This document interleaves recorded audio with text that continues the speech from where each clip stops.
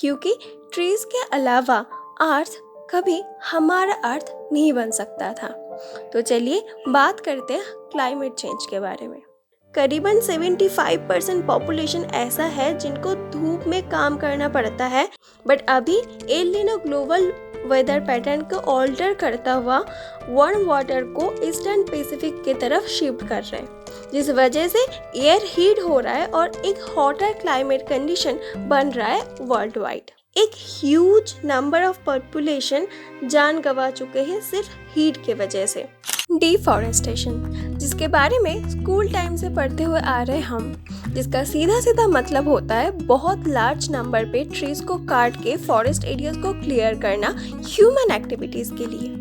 But जितना normally सुनने में लगता है उससे कहीं गुना ज़्यादा डेंजरस है ये टर्म डिफॉरेस्टेशन। डिफॉरेस्टेशन के वजह से climate change, desertification, soil erosion, green house gases increase होना, एयर पोल्यूशन होना बहुत ही नॉर्मल है। पर इससे ज़्यादा इम्पॉर्टेंट है ट्रीज जो हमें जीने के लिए ऑक्सीजन प्रोवाइड करते हैं, हम उसको ही काट रहे हैं। तो ये सारे प्रॉब्लम्स और उसका सल्यूशन आज हम इस वीडियो में डिस्कस करने वाले हैं, जिसमें हम सबको मिलके सेव करना है हमारे अर्थ को। So hello everyone, welcome to my channel kite of knowledge.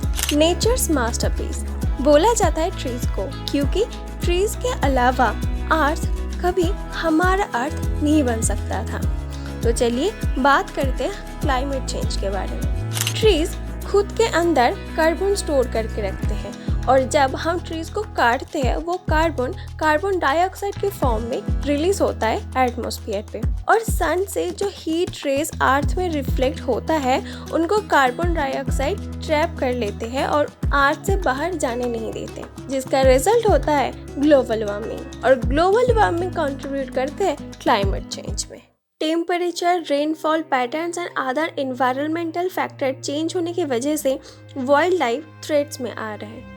Species का हैबिटेट लॉस्ट होना और एक्सटेंड हो जाना बहुत ही नॉर्मल बन चुका है। According to the data based on World Resources Institute's report, 2023 में 3.7 million hectares primary forest loss हुआ है, जिस वजह से 2.4 गीगाटन्स कार्बन डाइऑक्साइड प्रोड्यूस हुआ है। और जितना ज़्यादा कार्बन डाइऑक्साइड प्रोड्यूस होगा उतना ज़्यादा क्लाइमेट चेंज होगा। क्लाइमेट चेंज की वजह से एक्सट्रीम वेदर इवेंट्स जैसे कि heat waves, storms and floods, earthquake, cyclone होता ही रहता है। हीट वेव के सबसे इम्पोर्टेंट फैक्टर होता है लॉस ऑफ ट्रीज, और इसके साथ साथ साइंटिस्ट ऑलरेडी प्रेडिक्ट कर चुके हैं कि एल नीनो इफेक्ट की वजह से इंडिया में हीट वेव बढ़ रहा है। एल नीनो एक नेचुरल फिनोमिना होता है जहाँ पे ओशन टेम्परेचर्स बढ़ता है, स्पेशली पैसिफिक ओशन के कुछ पार्ट पे। बट अभी El Nino global weather pattern को ऑल्टर करता हुआ वार्म वाटर को ईस्टर्न पैसिफिक की तरफ शिफ्ट कर रहे हैं, जिस वजह से एयर हीट हो रहा है और एक हॉटर क्लाइमेट कंडीशन बन रहा है वर्ल्ड वाइड। जनरली ट्रीज के रूट्स सॉइल को होल्ड एंड स्टेबलाइज करते हैं, इसीलिए जब हेवी रेनफॉल होता है तब सॉइल इजीली वॉश्ड अवे नहीं हो सकता, पर जब ट्रीज ही नहीं होगा तब ये सॉइल इजीली वॉश्ड अवे हो जाता है, इसीलिए हो रहा है फ्लड। इंडिया के हीट वेव एक इमरजेंसी सिचुएशन से कम नहीं है। इंडिया के करीबन 75% पॉपुलेशन ऐसा है जिनको धूप में काम करना पड़ता है, like farmers, labours, constructor, delivery person etcetera. एक ह्यूज नंबर ऑफ पॉपुलेशन जान गंवा चुके हैं सिर्फ हीट के वजह से। इसके साथ साथ इलेक्शन के लास्ट डे पे उत्तर प्रदेश के 33 इलेक्टोरल ऑफिसर्स की डेथ हो चुका है हीट वेव की वजह से। तो चलिए आते हैं इसके सॉल्यूशंस पे। अब तक हमें ये तो पता चल ही गया कि ट्रीज ना होने की वजह से आ रहा इतना सारे प्रॉब्लम्स, बट हम इतना सारे ट्रीज ऑलरेडी कट कर चुके हैं कि वापस इनको रिकवर होने में बहुत ज़्यादा टाइम लग जाएगा। बट अभी हमें ये जानना ज़रूरी है कि क्या करना चाहिए हीट वेव से बचने के लिए। तो फर्स्टली हम जब इस हीट वेव, डिफॉरेस्टेशन या क्लाइमेट चेंज के बारे में जान रहे हैं तब इसको फैमिली एंड फ्रेंड्स के साथ डिस्कस करना चाहिए, क्योंकि कम्युनिकेशन के थ्रू आता है एक्सेप्टेंस एंड सॉल्यूशंस। सेकेंडली हमें वेस्टर्न कल्चर को फॉलो बिल्कुल ही नहीं करना चाहिए, क्योंकि वेस्टर्न क्लाइमेट और इंडियन क्लाइमेट अलग होता है। फॉर एग्जाम्पल वेस्टर्न कंट्रीज में ऐसा ग्लास का बिल्डिंग बनता हुआ देखा जाता है, क्योंकि बिल्डिंग को हीट अप करना ज़रूरी होता है, बट इंडिया के बिल्डिंग को कूल डाउन करना इम्पोर्टेंट है।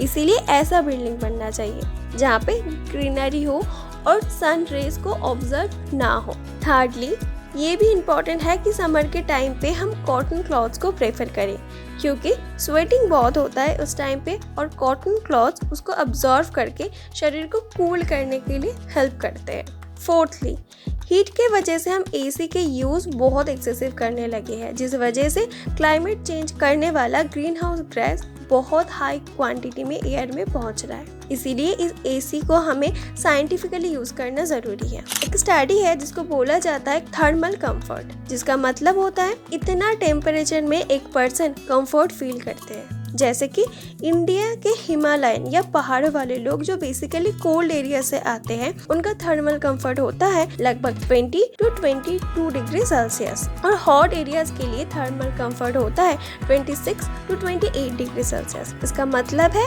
दिल्ली, मुंबई यानी प्लेन एरियाज के लोग जहाँ पे हीट वेव बहुत ज़्यादा चल रहा है, उनके लिए 26 to 28 degree Celsius pleasant temperature है। इस टेम्परेचर पे बिना एसी, फैन या हीटर पे एक पर्सन कंफर्ट फील कर सकते हैं। हम जब एसी का स्विच को 24, 23, 22 ऐसे घटाने लगते हैं, तब 1 डिग्री घटाने के लिए 6% इलेक्ट्रिसिटी लॉस होता है। तो अब सोचिए हम एक दिन में कितना इलेक्ट्रिसिटी लॉस कर रहे हैं। तो इसीलिए हमें हमारे एसी को 26 डिग्री to 28 डिग्री सेल्सियस के बीच में ही रखना है। अभी टाइम आ चुका है खुद के कंफर्ट के साथ साथ इन्वायरमेंट का कंफर्ट का भी सोचने के लिए। तो इसके साथ आज का डिस्कशन यहाँ पे खत्म करती हूँ। जल्दी मिलते हैं ऐसा ही कुछ और टॉपिक के साथ। तब तक के लिए खुश रहे और अर्थ को भी खुश रहने में हेल्प करें। Thanks for patiently watching the whole video.